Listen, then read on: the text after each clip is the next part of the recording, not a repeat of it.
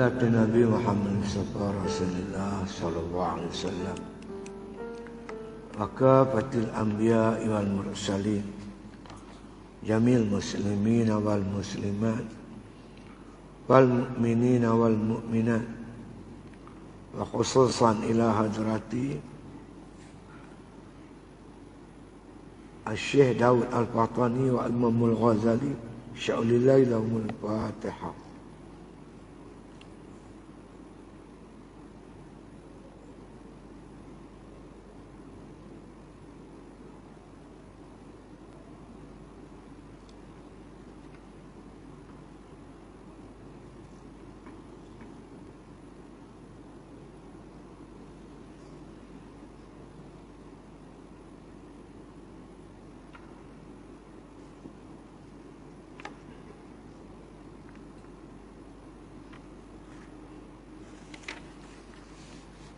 Bismillahirrahmanirrahim.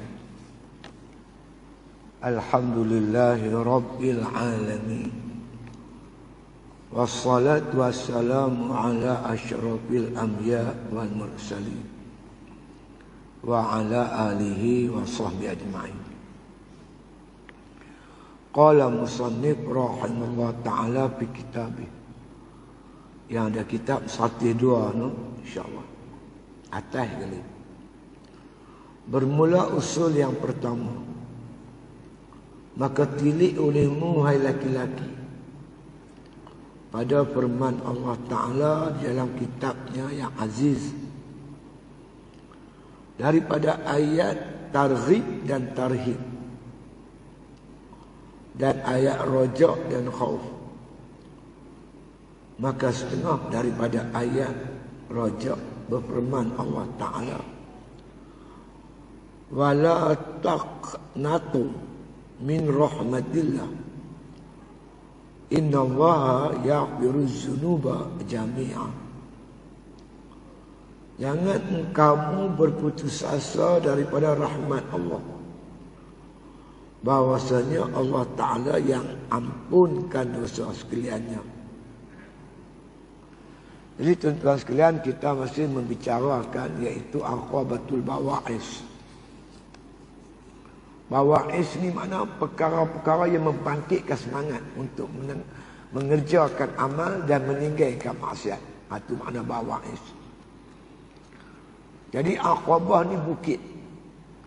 Kerana ada 7 bukit halangan, rintangan. Untuk melepasi bukit-bukit ni, dia macam mendaki bukit dan nuruni bukit. Nak panjat pun payah, nak turun pun payah. Nak sebutnya, nak melepasi satu-satu aqabah ni payah.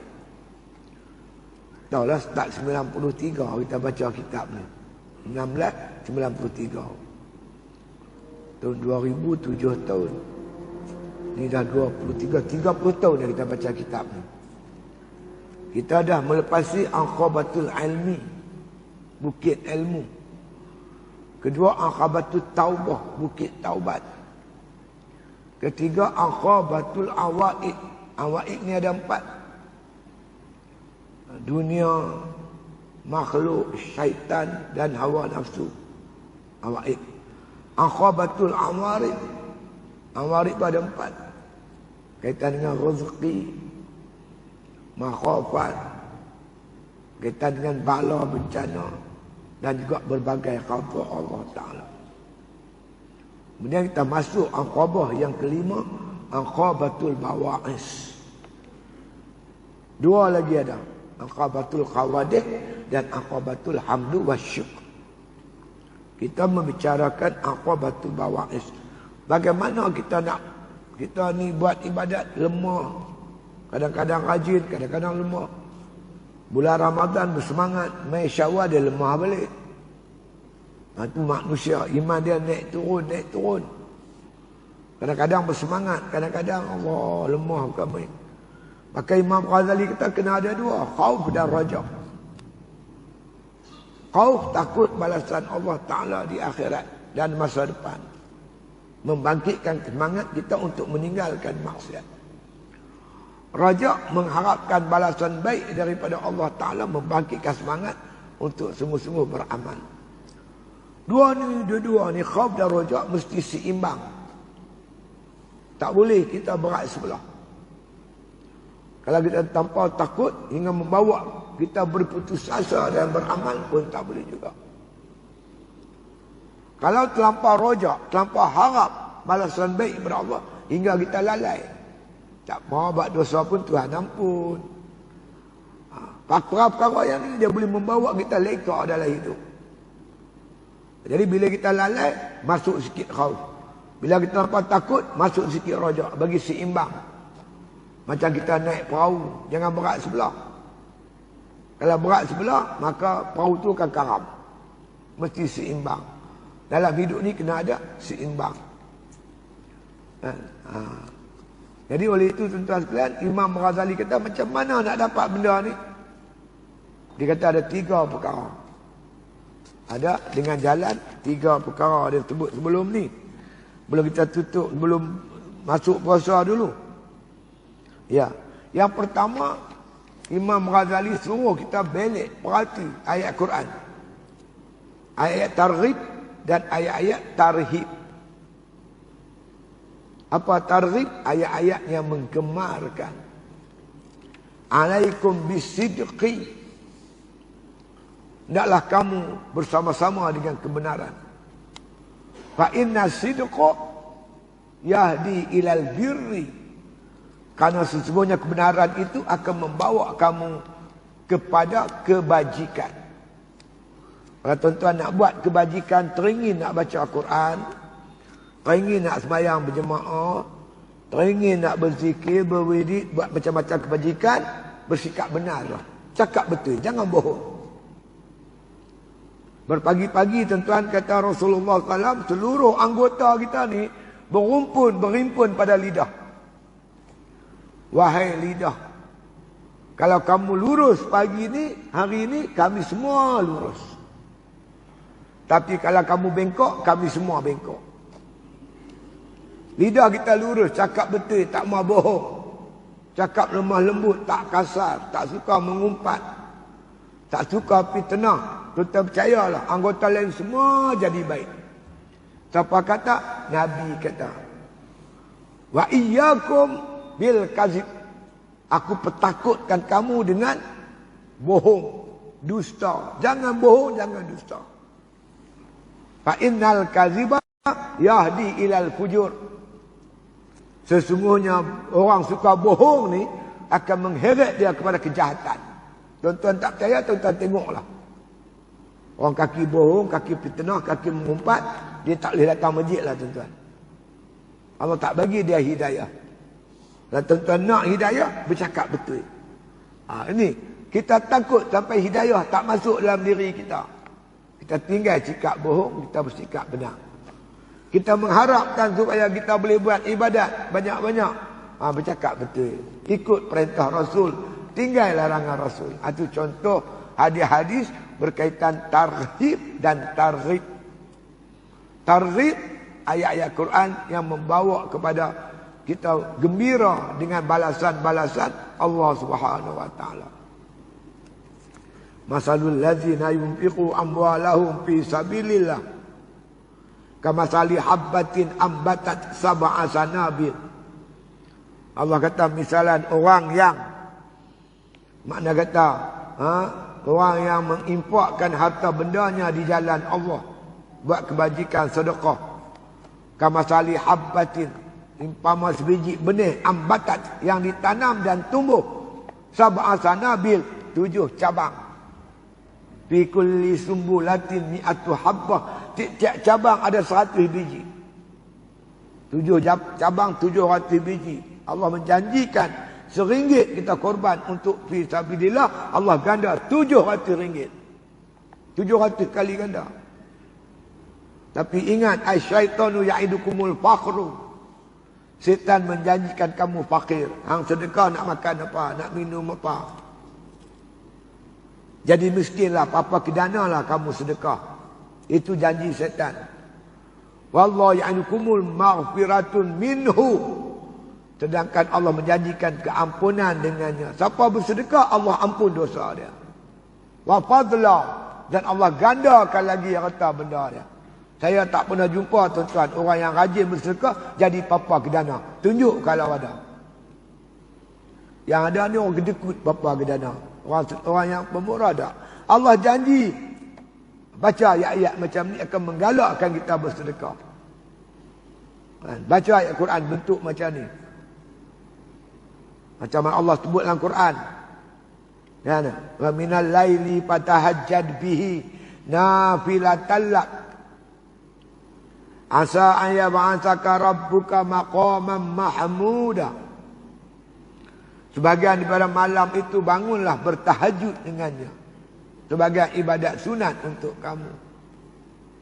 Orang yang rajin bangkit tahajud sembahyang sunat ni, asa an yab'atsaka rabbuka.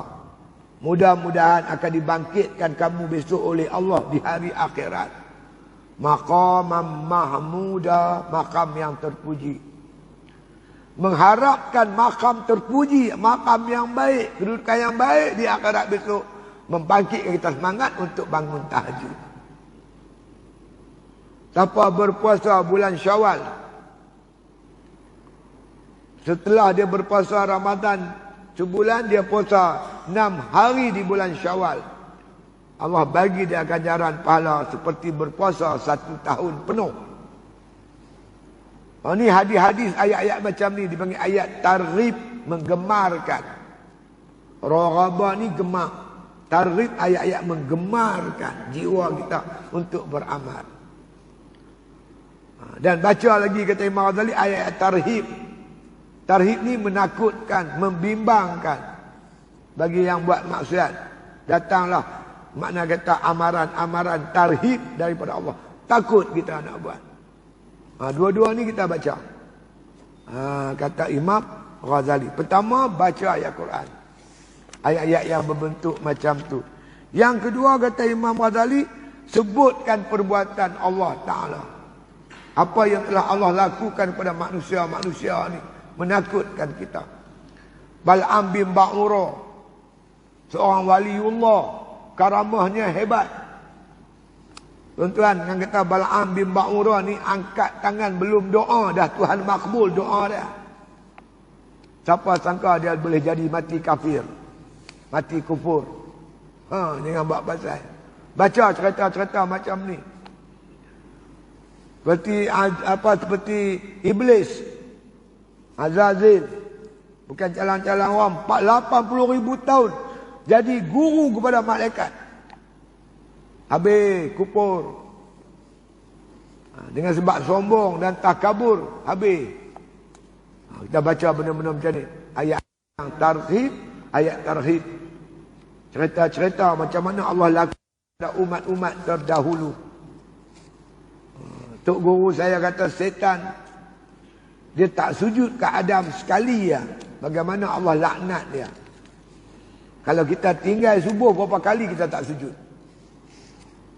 Saya subuh berapa kali sujud? 1 rakaat 2 sujud. 2 rakaat 4 kali sujud. 4 kali teruk pada setan. Itu yang kita takut. Takut ni lah tuan-tuan, Masya Allah.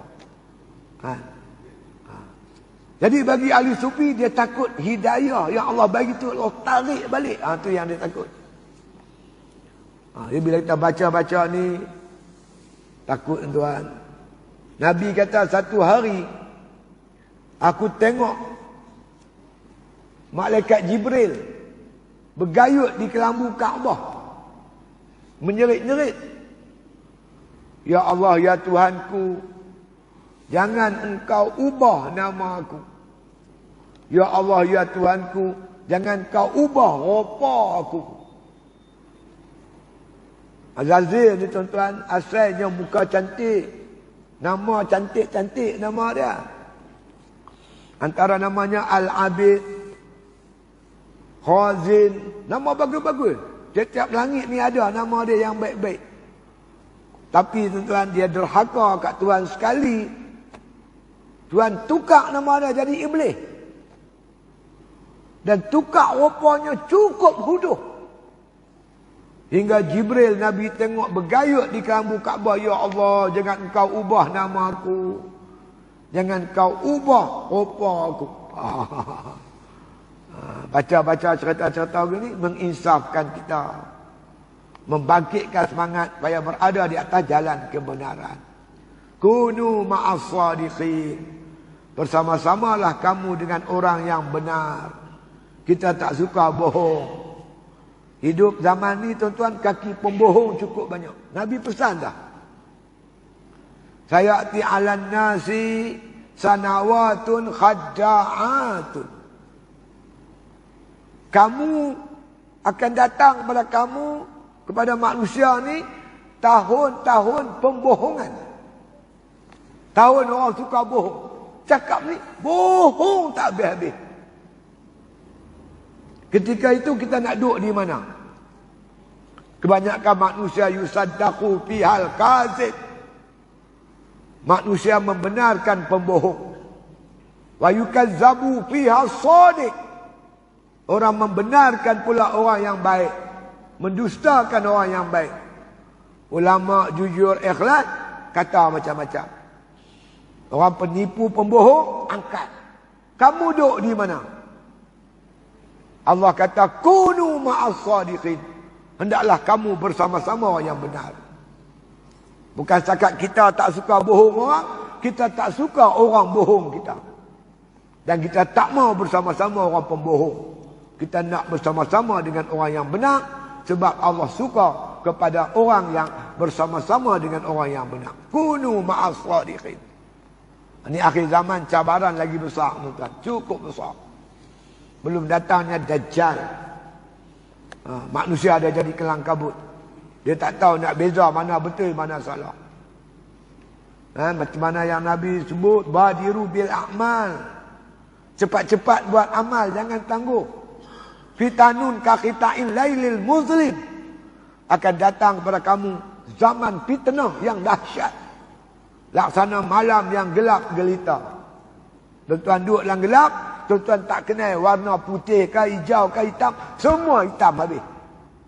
Tuan-tuan tak erti nak pilih mana hak, mana batil ketika itu. Lalu kita kena hadir majlis ilmu. Jangan duduk bergurukan handphone tu. Apa TikTok? TikTok lah, Facebook lah. Tu guru dah. Mai masjid mengaji, dengar pada kitab, pada Quran, hadis. Baru kita boleh duduk jalan yang betul. Ihdinas siratal mustaqim. Duduk jalan yang betul. Kata Wahab Syahwan ni, kalau di dunia ni kamu berada atas jalan yang betul, insya-Allah kaki kamu akan tetap atas siratal mustaqim di akhirat besok. Tapi sini kamu dah tergelincir, bahaya sana tergelincir. Jaga baik-baik. Ni zaman akhir zaman ni, Nabi suruh pegang Islam. Kalau tak tahan lepas, panas, Nabi suruh gigit dengan gerham-gerham kamu. Pegang kuat-kuat, jangan lepas. Walaupun tangan terpaksa terbakar, mulut kamu terpaksa terbakar. Zaman tu, orang yang bercakap baik, hari-hari kutuk, hari-hari cerca, hari-hari maki. Inilah zaman kita, tuan-tuan. Jadi ada dua dah. Yang pertama, renung ayat Quran. Yang kedua, tengok bagaimana muamalah Tuhan lakukan pada hamba-hambanya. Dan yang tiga, kata Imam Ghazali, sebut balasan Allah Subhanahu Wa Taala pada hambanya yang di akhirat. Ada balasan. Orang bohong lagu mana. Ada satu hadis, tuan-tuan, saya nak baca kat tuan-tuan malam ni. Kebetulan saya ni, tuan-tuan, Ramadan baru ni, saya dijemput ke satu pondok di Pahang. Saya pergi pondok tu, buat tazkirah Ramadan. Penutup tazkirah tu, Tok Guru tu baca satu hadis. Hadis ni menarik kat saya. Katanya dipetik kitab Mawdu' Imam Malik. Hadis sahih. Qila li Rasulillah sallallahu alaihi wasallam. Dikata orang kepada Rasulullah, sahabat kata kat Nabi, ayakunul mu'minu jabanan. Adakah seorang tu beriman sedangkan dia pengecut, penakut? Patut orang beriman berani. Dia ni penakut. Lori bomba dia kata lori FRU. Lari. Takut sungguh. Ada orang jenis lagu tu dia takut. Adakah dia ni beriman sedangkan dia penakut?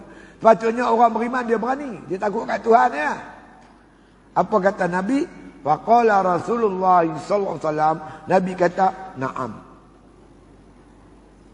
Walaupun dia penakut, dia masih beriman.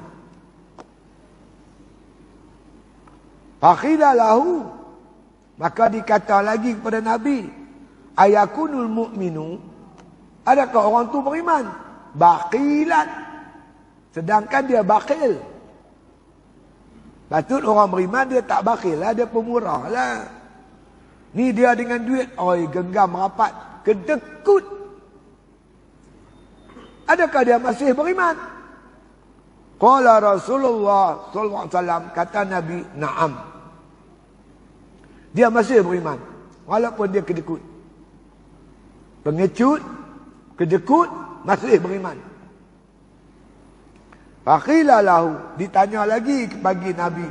Sahabat tanya Nabi, ayakunul mu'minu, adakah seorang tu beriman sedangkan dia kazzaban, pembohong, cakap bohong. Di parlimen pun bohong tuan-tuan. Bukan bohong kata tempat, di parlimen pun dia bohong. Bila orang kata dia ni pembohong, speaker kata dia tak bohong, dia cuma tidak bercakap betul. Tak cakap betul tu bohong lah, bodoh. Betul orang panggil sidik, benar. Lawan sidik, kazab. Kazab tu bohong. Tak benar tu, tak cakap betul, bohong lah tu. Bohong. Adakah dia beriman sedangkan dia bohong? Dia suka bohong. Anak dia bohong, dia bohong ke anak dia. Mat, kalau pak mai cari, kalau orang mai cari pak, hang habaq dekat orang tu, pak tak ada. Dia ajak anak dia bohong. Dia hutang keliling pinggang, orang mai cari di rumah, pak kata dia tak ada. Bohong dengan isteri bohong, dengan anak bohong, dengan anak murid bohong, dengan cikgu pun dia bohong. Hidup dia penuh dengan pembohongan. Adakah dia beriman? Ayakunul mu'minu kazzabat. Adakah dia masih beriman sedangkan dia pembohong? Faqala Rasulullah sallallahu alaihi wasallam, kata Nabi, la, dia tak beriman. Dia munafik. Ayatul munafiqun. Ayat munafik. Tanda-tanda munafik. Cakap bohong. Janji dusta. Bagi amanah khianat. Bila tiga sifat ni ada kat kita habis. Salah satu yang besarnya suka bohong. Jadi mai tuan-tuan, kita wujudkan jati diri orang beriman. Kita tak suka bohong sebab Nabi tak suka. Nabi paling pantang orang bohong dia. Dia cukup marah. Dia tak suka bohong, dia tak suka orang bohong dia, dan dia tak suka bersama-sama si pembohong. Boleh? Tuan-tuan, kita puasa. Kita duduk dalam bilik seorang-seorang. Tutup pintu buat rapat. Minum. Makan. Boleh? Agak-agak nak buat macam tu. Kita takkan buat. Pasal apa? Kerana kita merasai Allah duk tengok kita. Perasaan Allah memerhati kita itulah nama muraqabah. Bukan di bulan Ramadan saja. Bila-bila Tuhan perhati kita, tengok kita, Tuhan dengar apa kita cakap. Tuhan tahu apa di hati kita. Ramadan mendidik kita menjadi orang benar. Bukan orang yang pembohong, penipu. Inilah kita amal sampai mati tuan-tuan. InsyaAllah mudah-mudahan. Kan? Didikan Ramadan yang cukup berkesan dalam hidup kita. Baik, balik kita pada kitab. Kata Musannif rahimahullah ta'ala, asal usul yang pertama. Maka tilik olehmu hai laki-laki. Habis orang perempuan kata apa? Tak Takkan orang lelaki je perempuan tak. Laki-laki dan perempuan lah sekali. Laki-laki ni laki-laki akidah. Akidah dia tu jantan. Kuat akidah dia. Iman yang kuat. Ni orang laki-laki. Pada firman Allah dalam Kitabul Aziz. Kitab yang hebat. Yang agung. Yakni kitab suci. Al-Quranul Karim. Alah ni mudah dah tuan-tuan. Quran tu dia ada terjemahan. Dia tengok terjemahan tu kita faham apa yang Allah maksudkan kepada kita. Yang Allah arahkan kepada kita. Bacalah ayat Quran tu. Iaitu daripada ayat targhib. Ayat-ayat targhib. Ayat yang menggalakkan, menggemarkan. Seperti mana firman Allah Ta'ala, hal adullukum ala tijaratin tunjikum min azabin alim. Nakkah aku tunjuk pada kamu satu bentuk perniagaan yang boleh melepaskan kamu daripada azab Allah yang pedih. Tu'minuna billahi wa rasulihi wa tujahiduna fi sabilillah bi amwalikum wa anfusikum zalikum khairul lakum in kuntum ta'lamun. Kamu beriman dengan Allah, beriman dengan Rasul, kamu berjihad di jalan Allah, itu lebih baik pada kamu. Apa janji Allah? Yaghfir lakum dzunubakum. Allah ampun dosa kamu. Wa yaghfirkum wa yudkhilkum jannatin tajri min tahtihal anhar. Allah masukkan kamu ke dalam syurga yang mengalir bawahnya tu anak-anak sungai. Wa masakin tayyibatan fi jannati adnin. Allah Ta'ala sediakan satu rumah istana di syurga itu, namanya Jannatu Adnin. Jannatu Adnin ni nama syurga yang Allah sedia khusus untuk orang yang berjuang di jalan Allah. Ini panggil ayat targhib, menggemarkan kita, menggalakkan kita berjuang sampai tak rasa letih. Tak rasa letih, tuan-tuan. Macam orang buat kerja, tuan-tuan. Saya biasa tangkap ikan. Kita bangkit digerak pukul 3 pagi. 3 pagi tengah lena, tuan-tuan. Tong-tong loceng. Kita bangkit. Lengkong ikan. Tarik pukat. Bila pukat tu makin sikit yang tinggal di laut, ikan tu nampak lah. Dia lompat mai. Kita boleh anggar berapa banyak ikan dalam pukat. 300 pikui. 300 pikui. 300 pikui maknanya setiap orang dapat 1000. Nampak duit 1000 tu, ikan yang berat dah jadi ringan. Ikan yang berat dah jadi ringan, tuan-tuan. Pasal apa? Pasal kita nampak dah balasan-balasan. Begitu contohnya, tuan-tuan sekalian. Kalau kita yakin betul-betul janji Allah. Semangatkan kita. Mai sembahyang jemaah. 27 kali ganda daripada sembahyang seorang-seorang di rumah. Sembahyang di rumah satu.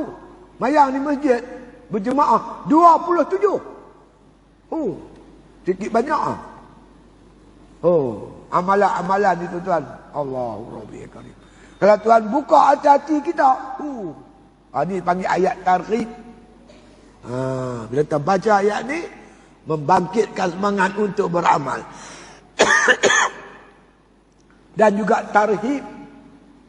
Tarhib ni ayat menakutkan, rahaba menakutkan. Kan? Membawa kita makna jadi haibah, gerun. Segala balasan-balasan buruk nanti daripada Allah Ta'ala, hingga kita meninggalkan maksiat. Tak berani dekat, tuan-tuan. Itu dia. Baca ayat-ayat tu. Innal ladzina fatanul mu'minina wal mu'minat summa lam yatubu falahum azabu jahannam falahum azabul hari. Orang yang suka buat fitnah pada orang lelaki dan perempuan, kemudian mereka tak bertaubat, bagi mereka azab yang dahsyat amat, yang azabnya amat pedih. Hingga kita tak berani, tuan-tuan, nak fitnah sana fitnah ni. Zaman ni zaman fitnah. Saya bercakap contoh. Ucapan saya di komen dalam surah Abad. Contoh. Orang ramai bukan petik ucapan asal saya. Dia petik tu komen surah Abad. Di atas komen surah Abad macam-macam tuduh. Kata kita macam ni, macam ni. Ni yang berlaku sekarang ni tuan. Ulama bercakap, dia tak faham. Orang ramai bukan komen di atas ucapan asal ulama tu.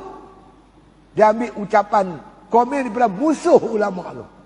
Maka dituduhlah ulama tu macam-macam. Tak apalah kata pilah kat aku. Kita nak saman, kita tak ada duit. Kalau aku tak betul, sama mana? Mana nak saman? Duit yang ada ni cukup untuk makan minum kita. Kenderaan kita pergi balik tu ya. Nak saman siapa? Dia cabar kita macam tu. Tak apa. Hancur hati. Mangkit malam doa pada Allah. Allah bersama-sama dengan orang yang hancur hati dia kerana Allah. Dan bercakap kerana Islam. Orang tak suka kat kita. Tak apalah, kita ada Tuhan. Apa kita takut? Ni zaman, ingat tuan-tuan, zaman fitnah. Jangan kita ada handphone, terus kita viral. Percaya dengan apa yang orang sebarkan pada kita. Selidik dulu. Tengok dulu, siasat dulu. Dengan sumber-sumber yang jelas. Jangan kita terlibat diri kita dalam kancah fitnah yang dahsyat di akhir zaman ni. Ayat targhib dan tarhib. Dan ayat rajak dan khauf. Rajak ni ayat-ayat yang mengharapkan balasan baik daripada Allah. Khauf ayat yang menakutkan. Bimbang apa yang akan menimpa kita kepada kita di hujung-hujung ataupun selepas kita melakukan perkara yang dilarang oleh Allah Ta'ala tu.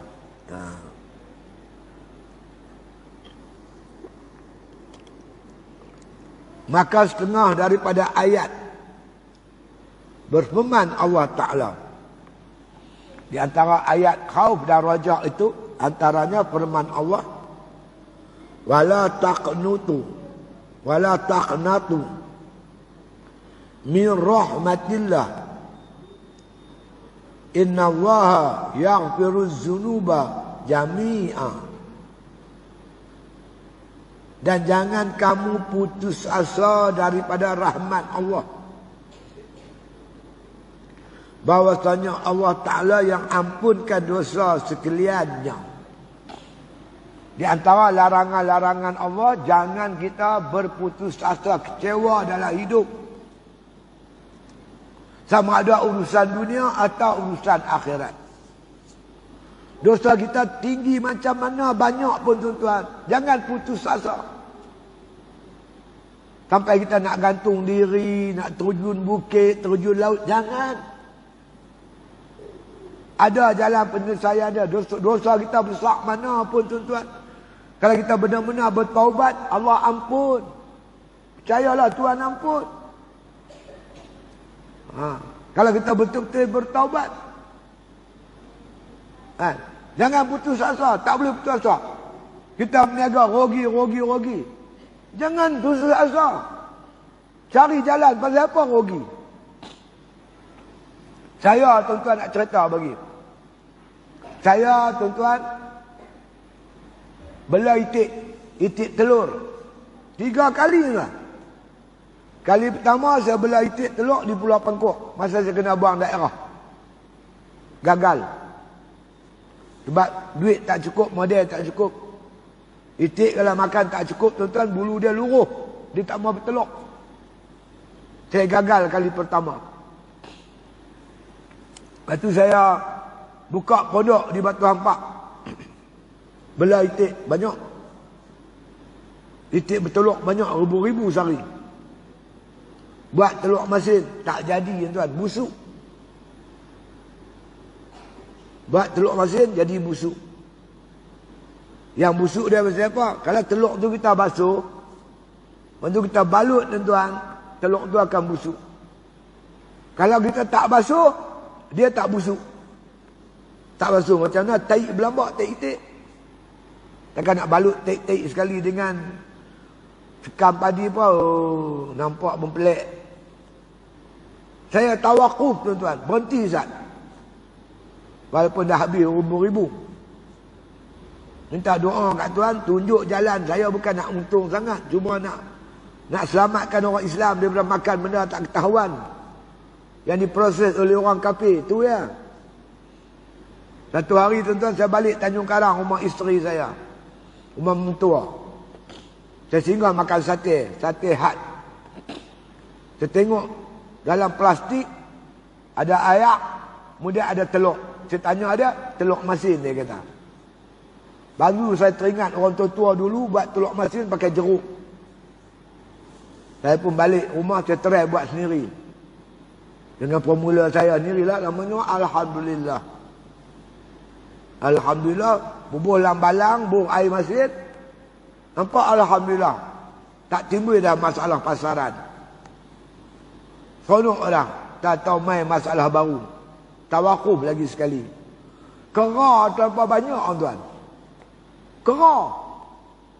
Sebelum ni dia mari pukul 8 pagi. Budak-budak pondok sempat kutip telur itik. Lepas semayang subuh, kuliah subuh, saya berhenti sebelum pukul 8, 8.45, 7.45 saya berhenti kuliah subuh. Budak-budak pergi kutip itik, kutip telur, kera baru main. Selamatlah telur itik tu. Tapi sekarang ni tuan-tuan, dia mari pukul 6 pagi. Kita nak sembahyang subuh, dia dah sampai. Dia kutip telur, dia balik sana, balik sini. Tak nak buat apa tuan. Saya panggil mergas tua. Mergas tua datang. Bukan dia tembak kera, dia bagi saya plan suruh buat perangkap. Saya pun buatlah macam plan yang dibagi oleh mergas tua tu. Buah pisang. Kera masuk dekat 20 ekor dalam tu. Rupanya kera ni tuan-tuan, bila dia tengok kawan dia kena perangkap, dia mengamuk lagi gila. Tercabut bubur-bubur habis. Tak tahu cara dah, saya pun tak arti nak buat apa. Ada orang kata pi Siam beli rimau. Saya bawa van kosong tuan, beli rimau satu van. Habis dekat 2-3 ribu duit. Mai pasang rimau. Pasang rimau tuan-tuan, dia takut seminggu lah. Lepas seminggu dia main kepala rimau. Dia buat lari anak rimau. Aduh, aku tak tahu nak buat apa. Kawan nasihat Ustaz Fizu minta taik rimau. Dekat rimau tu buah taik dia. Kera cium bau taik rimau dia takut. Saya pun pilih zoo. Assalamualaikum. Salam. Apa hai Ustaz? Minta sikit tak rimau? Boleh. Dia pun buka pintu suruh saya masuk. Anak bapa yang rimau duduk tunggu. Sekarang ni tak ada jalan lagi. Saya panggil kawan-kawan yang ada lisen tembak kera ni. Kesian pula tuan. Saya perhati meleleh yak mata. Anak dia main menyusu. Mak dia yang dah mati tu. Tak mampu nak tengok lantar lah ke apa. Jadi tu tapi tengok. Habis. Dia buat buayan tu tuan. Wayar elektrik dia buat wayan. Buat noi. Aku tak larat panggil pun. Wireman. Dia tak tahu lah tuan-tuan. Inilah. Yang ni belum ada lagi. Belum ada lagi jalan penyelesaian. Tapi saya yakin satu hari Allah bagi jalan penyelesaian. Saya pergi Gerik. Markas PAS Gerik. Buat kuliah di situ. Satu orang pakcik mai jumpa saya. Ustaz, orang Siam bagi tahu saya cara nak ambat kera. Saya kata buat ke mana? Ustaz pergi cari tulang. Tak kira lah tulang kambing ke lembu ke apa. Buat sup.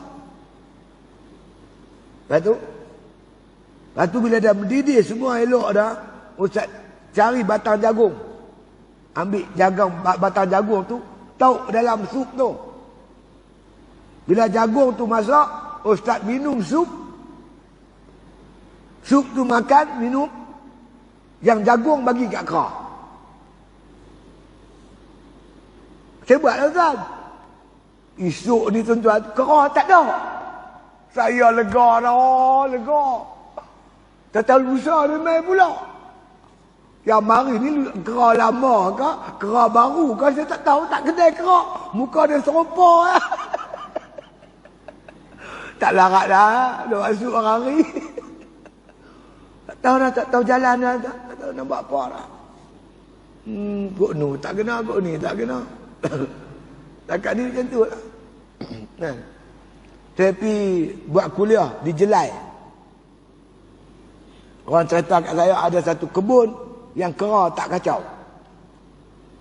Kebun tu dimiliki oleh seorang muslimat kita, tua dah umur dia, 6-70 dah umur. Api tanya dia, dia buat macam mana? Assalamualaikum makcik, salam. Sahabat, bagus. Macam mana makcik buat ni? Dengar cerita, kebun rian makcik ni kera tak kacau. Makcik sembang dengan kera, dia kata. Janganlah makan rian aku. Yang ni lah yang aku harap pun. Dia sembang dengan kera. Kita nak sembang tak reti lagu mana. Kukut tuan-tuan nak ada jalan tidak. Saya tak tahu nak buat lagu mana lah. Jadi kita baca ni, cerita-cerita ni. Tapi jangan putus asa. Apa jadi pun jangan putus asa. Masih ada.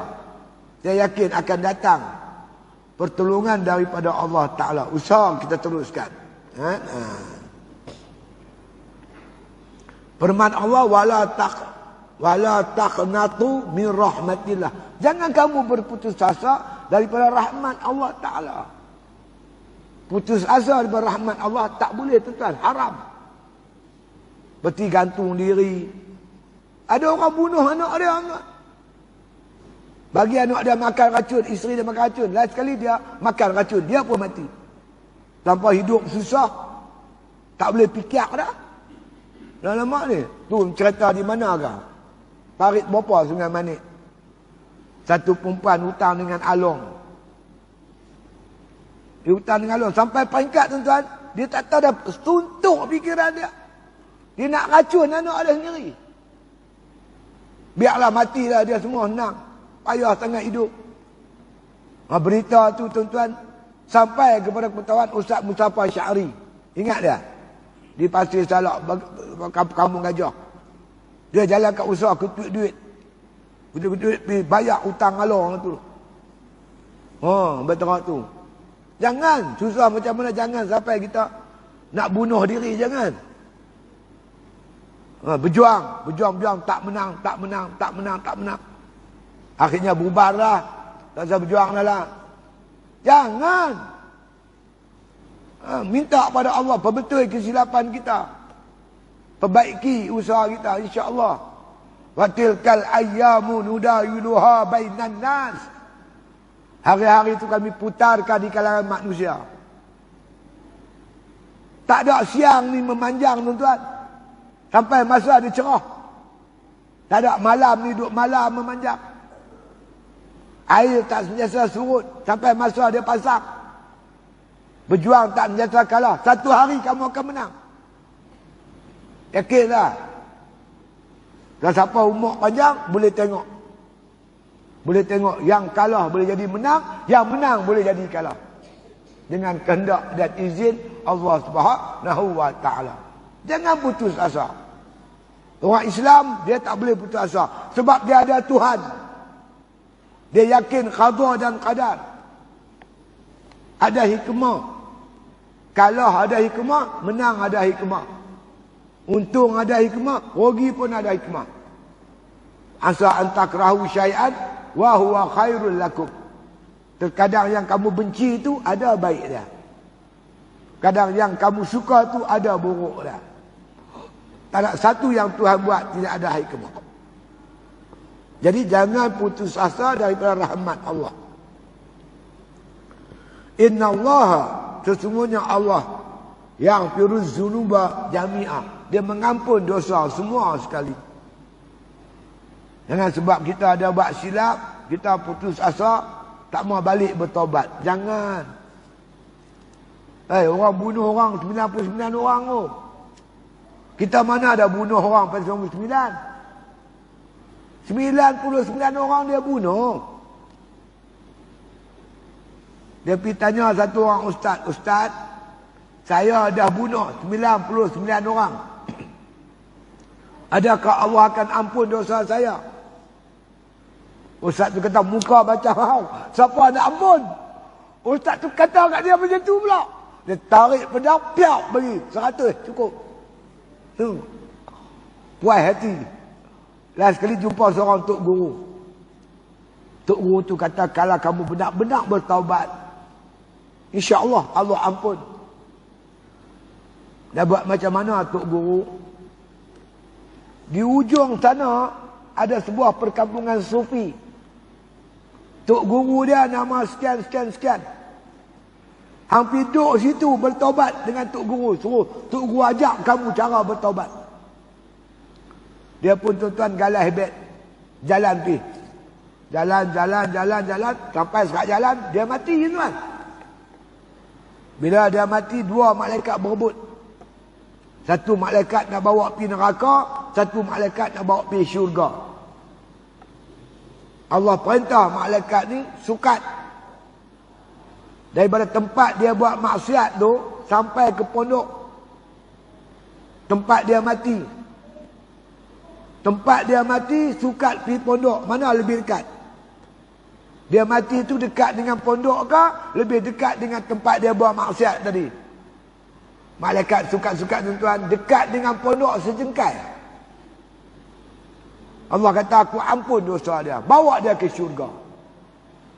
Tak sempat mengaji, tak sempat semayang, masuk syurga kerana niat dia tu nak bertaubat. Itu besar rahmat Allah Ta'ala.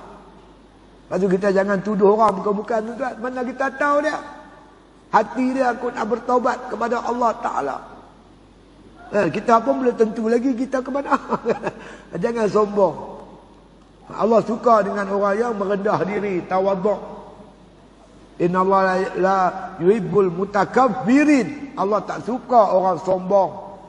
Allah suka orang yang bersifat tawaduk, merendah diri, baik sangka, husnuzan. Baik sangka dengan saudara se-Islam dia. Kan? Jadi kita dosa macam mana jangan putus asa. Bertaubat. Dosa mana orang tak ada dosa? Semua orang ada dosa. Kalau Allah tak tutup dosa kita ni tuan, habis kita. Allah saja tutup, orang tak nampak dosa kita. Lepas tu orang nampak kita baik, tapi kita dengan Tuhan, kita tahu apa yang kita dah buat kepada Allah Ta'ala. Banyak dosa kita tuan-tuan, minta ampun kepada Allah. Jangan putus asa. Jadi maksud daripada ayat ni. Dan jangan kamu putus asa daripada rahmat Allah, kasih sayang Allah. Buatlah ibadat banyak-banyak, mudah-mudahan Tuhan sayang kat kita. Tuhan kasih kita. Tu. Bahwasanya Allah Ta'ala yang ampunkan dosa sekaliannya. Banyak mana dosa kita pun, kalau kita betul-betul bertaubat, Tuhan berjanji Tuhan akan ampun dosa kita. Dengan jalan syarat-syarat ni lah. Pertama kena menyesal di atas dosa yang kita dah buat tu. Menyesal sungguh-sungguh. Lepas dia kena berhenti. Lala tu kena berhenti. Jangan dah buat maksiat tu. Yang ketiganya, tengoklah tuan-tuan. Dosa kita tu macam mana kalau kita dosa kita tinggal sembahyang. Kita qada lah balik. Jangan dengar cakap Wahabi. Kononnya tak payah qada. Wajib qada. Takat kemampuan kita bersungguh-sungguh qada di atas dosa kita sebab tinggal sembahyang, tinggal puasa.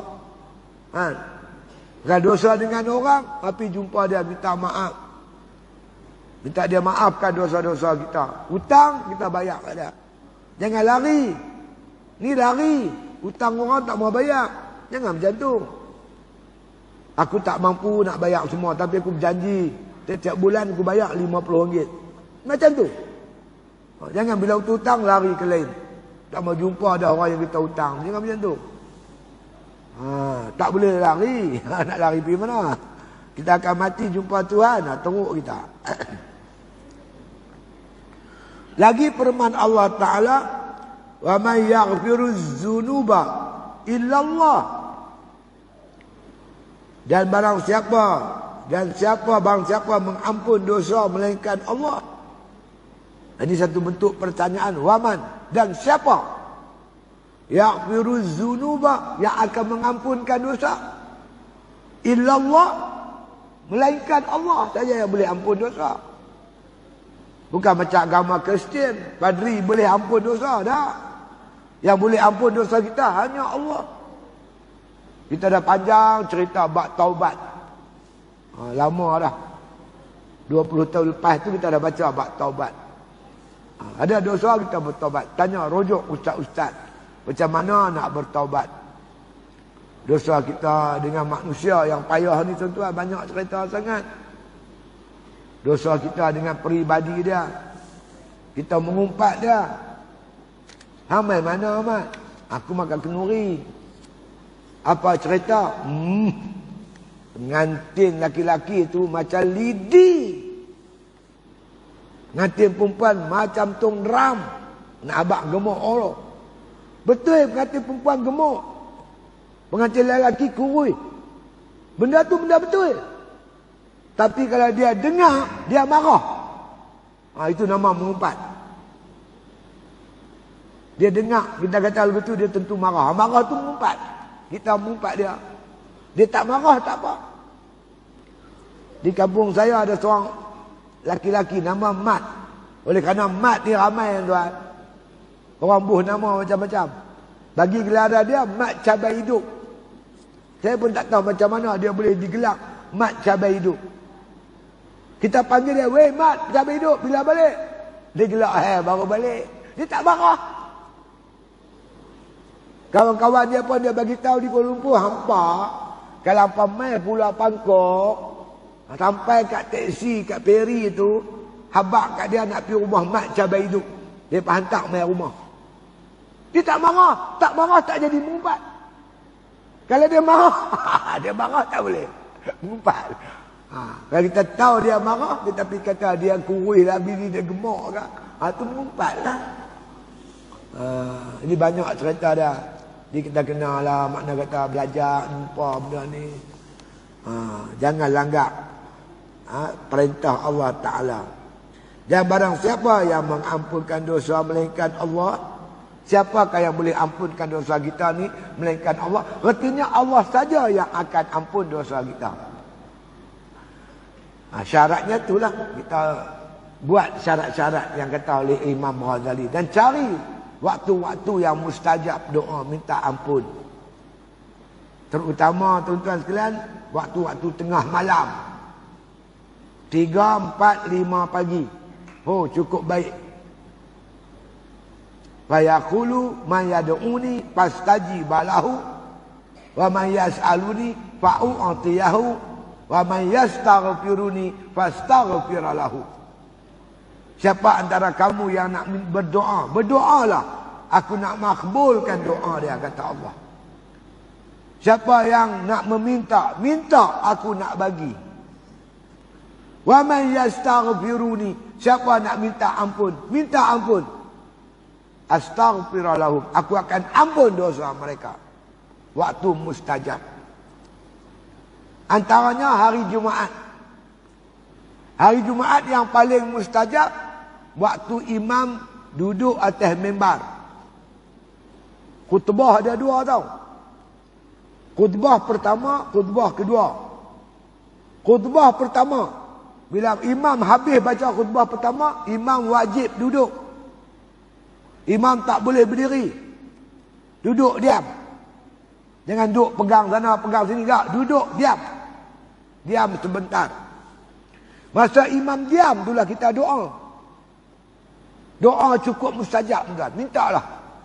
Masa tu. Lepas tu imam bangkit. Khutbah kita dengar lagi khutbah imam. Jadi duduk diam antara 2 khutbah. Doa lah masa tu. Mintalah. Antaranya lagi. Dikata oleh Aisyah, Nabi banyak berdoa hari Jumaat lepas asar. Matahari nak jatuh, sampai matahari jatuh. Lepas asar sampai maghrib. Itu doa-doa yang mustajab dan makbul. Dan doa yang paling makbul, orang yang kena zalim. Orang yang dizalimi. Dia berdoa, Allah Ta'ala tuan-tuan serta-merta makbulkan doa dia. Sebab itu jangan buat zalim kat orang. Jangan. Kita kena zalim tak apa. Jangan kita zalim ke orang. Karena orang yang dizalim itu, doanya cukup-cukup mustajab. Dia angkat tangan ke langit, ya, siap kita. Jangan buat naya ke orang, buat zalim ke orang. Itu dia. Dan lagi firman Allah, ghafiriz zambi wa qabilit taub. Artinya ialah yang mengampun dosa dan menerima taubat. Firman Allah dalam Al-Quran, ghafiriz zambi. Allah Ta'ala ni dia mengampunkan dosa. Dia sifatkan diri dalam Quran sebagai pengampun dosa. Allah tu mengampun dosa. Kita lah minta ampun dengan penuh hati. Jangan putus asa. Wa qabilit taubah. Dan dia juga memakbulkan, menerima taubat kita. Taubat kita ni Tuhan terima. Dengan syarat-syarat yang tertentu. Tuhan tahu apa di hati kita. Bertaubatlah. Banyak ada dosa masing-masing tahu. Kenapa perlu taubat? Karena berat dosa tuan-tuan menghalang ringan berjalan di jalan Allah.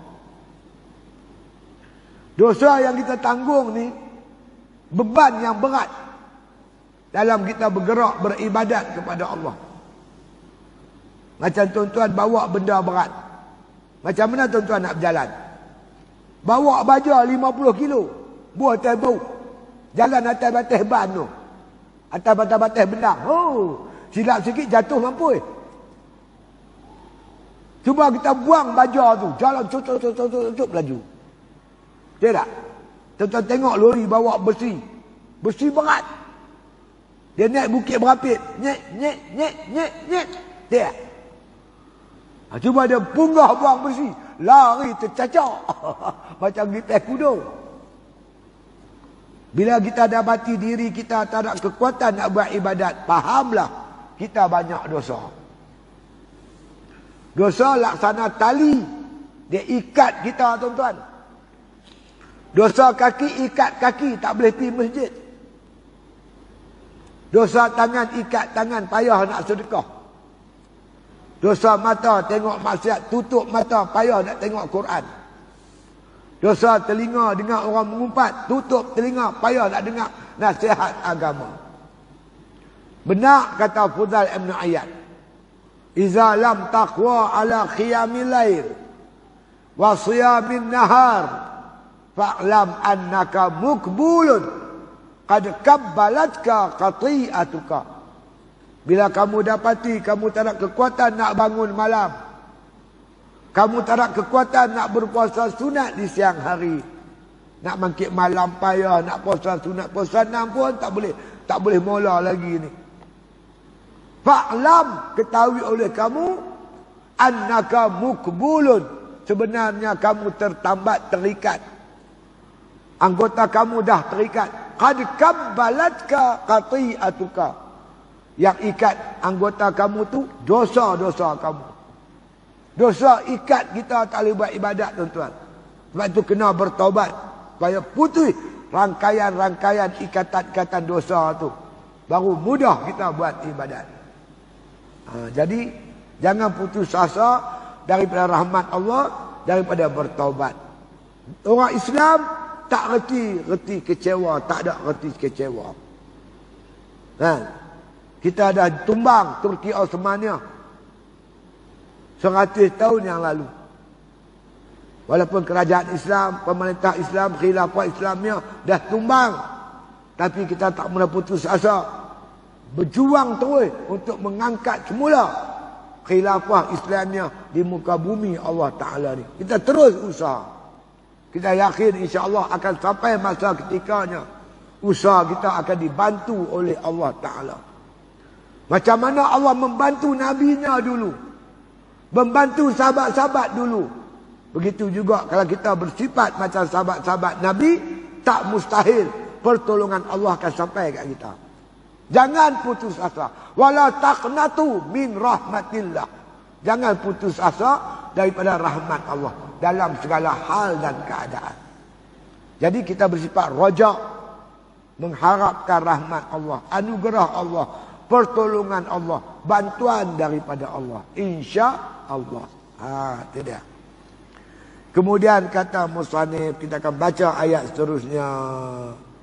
Wa huwal ladzi yaqbalut taubata wallahu a'lam. Al-Fatihah.